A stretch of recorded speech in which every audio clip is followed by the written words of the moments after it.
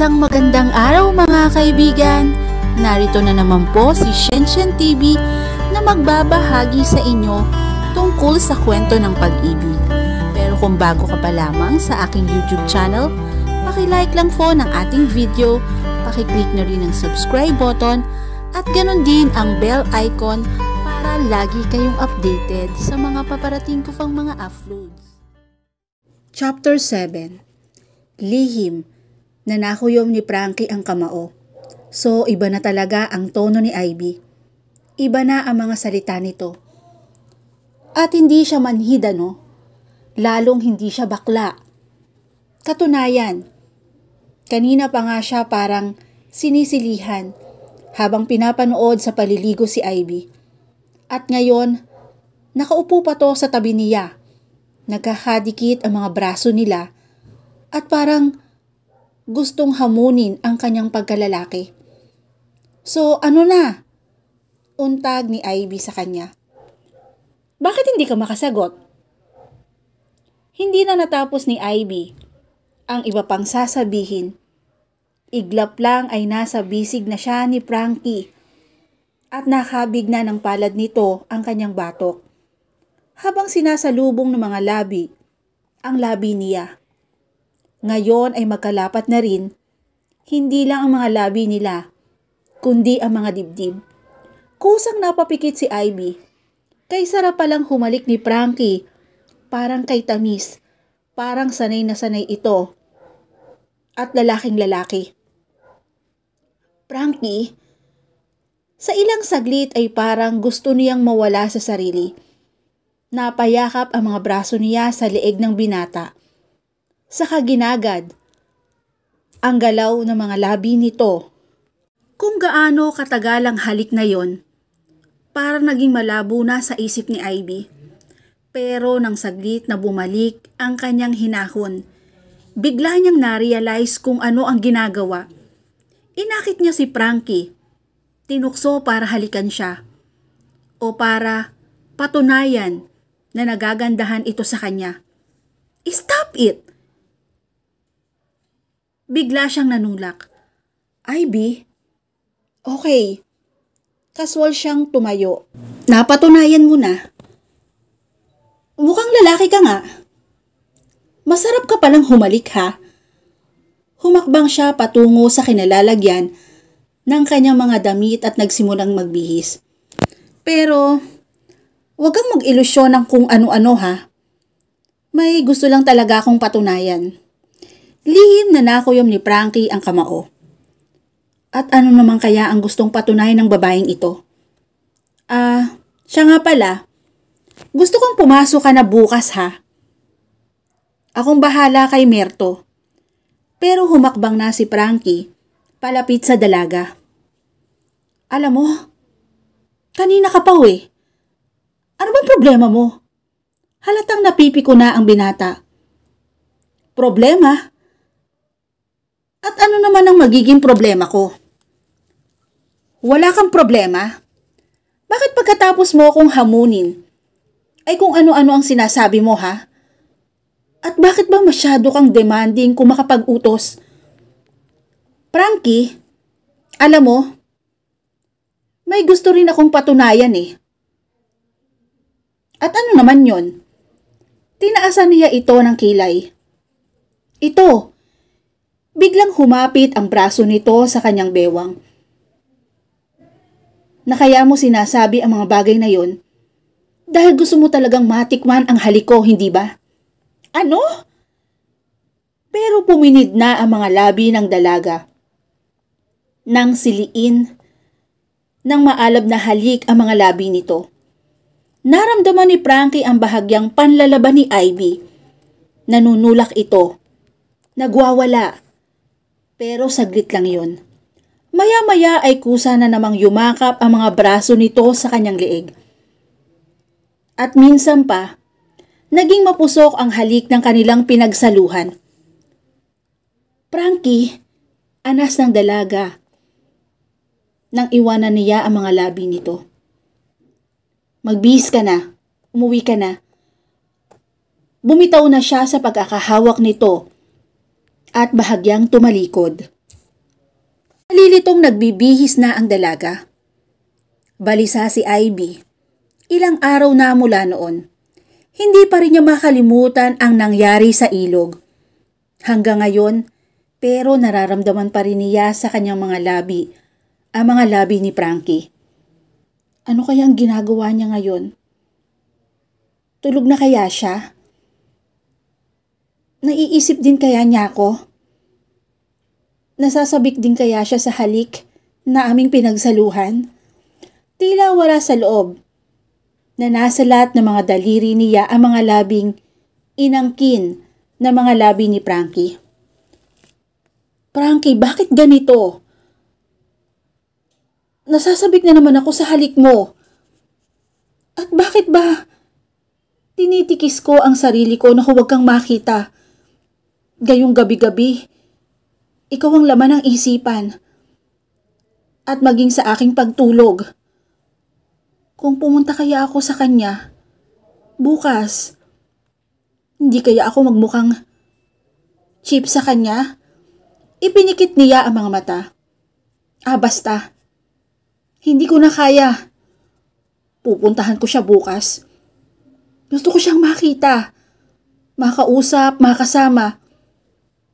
Nakakainis naman kasi siya Bakit ba hindi pa siya pumapasok? Ayaw na ba talaga niya sa asyenda namin? Nakatulugan ba ni Ivy ang mga isiping yon ng magmamadaling araw na? Pero mababaw pa lang talaga ang tulog ng dalaga nang maalimpungatan siya nang maramdaman ang masuyong haplos sa kanyang mukha hanggang sa buhok. At bigla ang dating ng realisasyon sa kanyang kamalayan. Hindi siya nag-iisa sa kanyang silid, may pangahas na nakapasok. Ha? Sino ka? Bigla siyang dumilat. Shh! Ako to. Ha? Frankie? Hindi siya makapaniwala nang maulinigan ang pamilyar na tinig nito. Oo, ako nga. Masuyo nitong ginagap ang kanyang palad. Anong ginagawa mo rito? Sa kabila ng kaba, ay nagawa na naman niyang itanong habang pilit na hinahamig ang sarili mula sa paghatok. Hindi niya maisip na nakakatakot ang presensya nito sa kanyang silid. Gusto kitang makita. Namiss kita.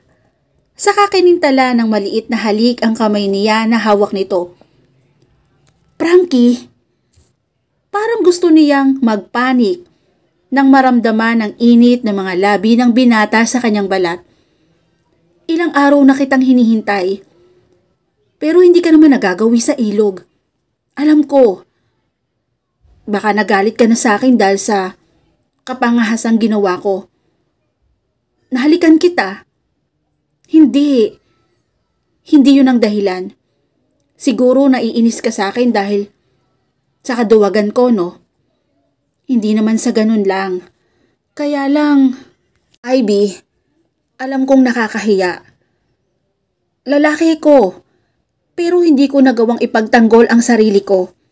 Alam ko, kung may nararamdaman ka man sa akin, baka nawala na yon dahil nag-aalala ka na baka sa mga susunod na pagkakataon ay ikaw mismo ang hindi ko maipagtanggol.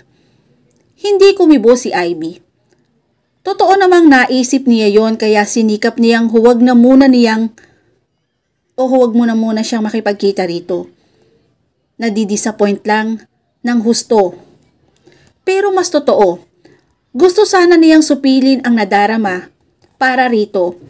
Pero ngayong nasa tabi niya si Frankie, hindi niya inaasahan ang mag-umalpas na pananabik para rito at nagmumula sa kanyang puso. Isa pa, hindi ba't balak na talaga niyang puntahan ito bukas?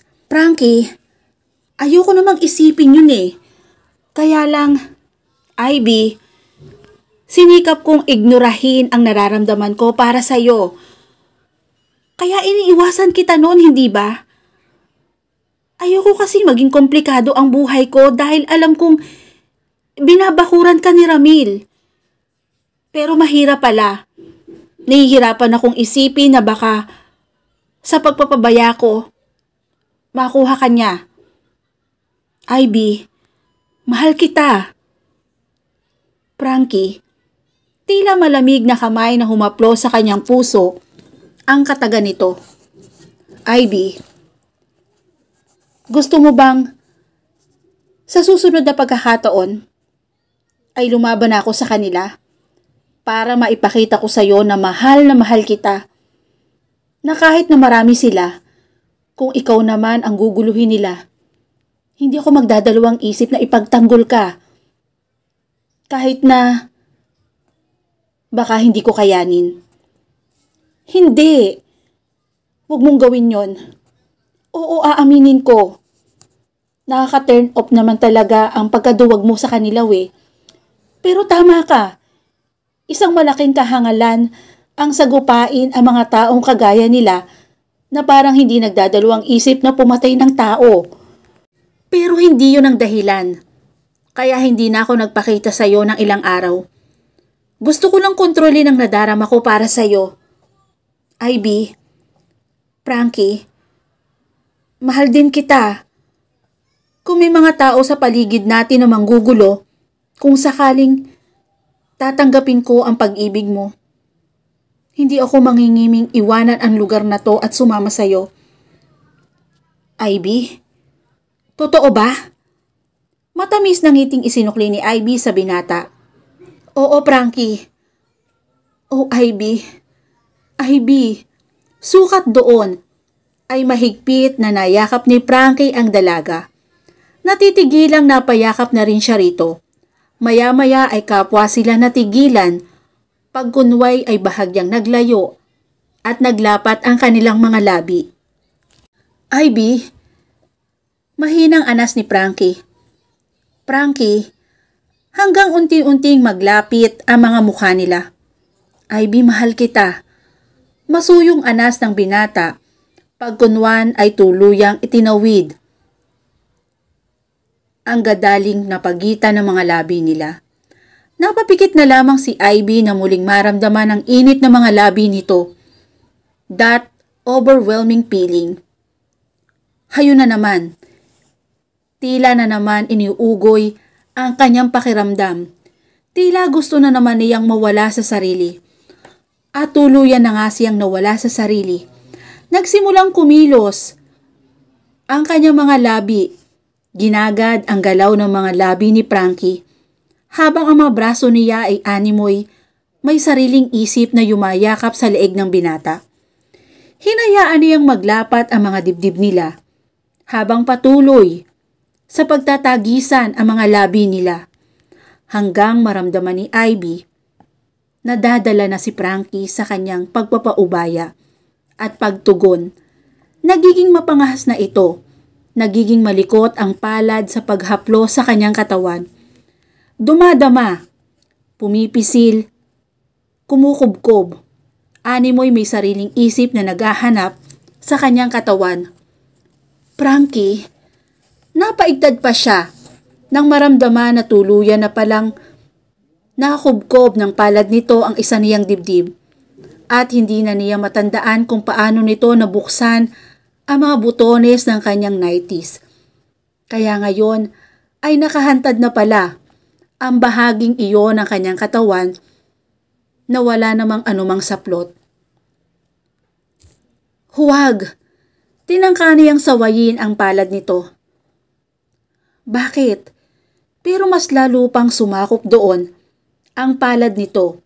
Minsan pa ay bahagyang pumipisil. Baka makalimot ako? Natatakot ka sa akin? Saka nagsimulang kumilos ang palad ng binata. Gumawa ng sirkular na mosyon. Animoy nagmamasahe. Ayaw mo bang maramdaman kung gaano kita kamahal? Kung paano ako nababaliw sa mga pananabik sa'yo? Nagpatuloy ito sa mapusok na pagdama sa kanyang dibdib. Halinhinang sinasamba ang mga yun. At dito na po natatapos ang chapter 7 ng aking kwento.